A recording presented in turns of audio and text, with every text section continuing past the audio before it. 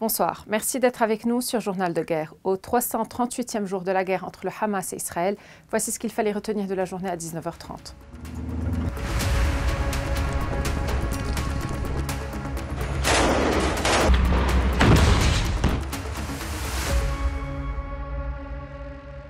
Les tirs transfrontaliers entre le Hezbollah et Israël se sont intensifiés, en particulier après la mort samedi soir de 3 volontaires de la défense civile tués par un drone israélien à Froun, dans le sud du Liban.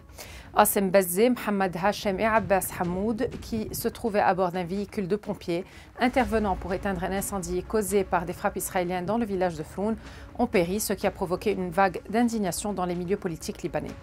Le Premier ministre sortant, Najib Mikati, a condamné l'attaque, la qualifiant de violation flagrante des lois internationales. Selon le ministère libanais de la Santé, cette attaque est la deuxième du genre contre une équipe d'urgence en moins de 12 heures.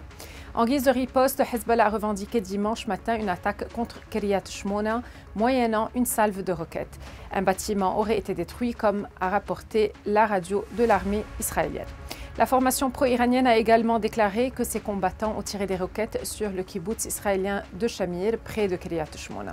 De son côté, l'armée israélienne a pris pour cible dimanche matin des bâtiments militaires du Hezbollah et intercepté via son dôme de fer des projectiles tirés depuis le Liban au cours de la nuit. 2 missiles ont en outre été lancés dans la nuit de samedi à dimanche sur Aïtaroun, dans le district de Bent Jbeil, par des avions de combat israéliens. Une attaque similaire contre Maroun el-Ras a par ailleurs provoqué une coupure de courant dans les villes de Bent Jbeil et Aïnata avant que le village de Yaroun ne fasse l'objet d'un raid. 3 gardes de sécurité israéliens ont été tués dimanche quand un chauffeur de camion a ouvert le feu sur le point de passage contrôlé par Israël entre la Cisjordanie occupée et la Jordanie, a indiqué l'armée israélienne. Une source de sécurité jordanienne a affirmé à la suite de cette attaque que le point de passage unique accès au monde extérieur pour les Palestiniens de Cisjordanie a été fermé jusqu'à nouvel ordre. L'attaque s'est produite au point de passage d'Allenby, utilisé pour les voyageurs comme pour les marchandises entre la Cisjordanie, territoire palestinien occupé par Israël depuis 1967, et la Jordanie. Selon l'armée israélienne, le terroriste s'est approché de la zone du pont d'Allenby depuis la Jordanie à bord d'un camion, en est sorti et a ouvert le feu sur les forces de sécurité israéliennes opérant sur le pont.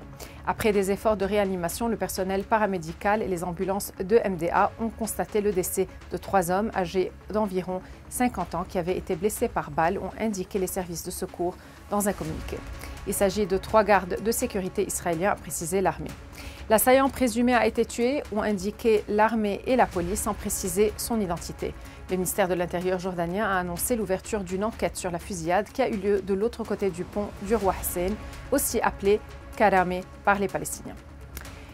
C'est une journée difficile. Un terroriste méprisable a assassiné de sang-froid 3 de nos concitoyens sur le pont Allenby, a déclaré le Premier ministre israélien Benjamin Netanyahu en préambule de la réunion du gouvernement. 3 gardes de sécurité israéliens ont été tués dimanche quand un chauffeur de camion a ouvert le feu sur le pont de passage contrôlé par Israël entre la Cisjordanie occupée et la Jordanie, a indiqué l'armée israélienne.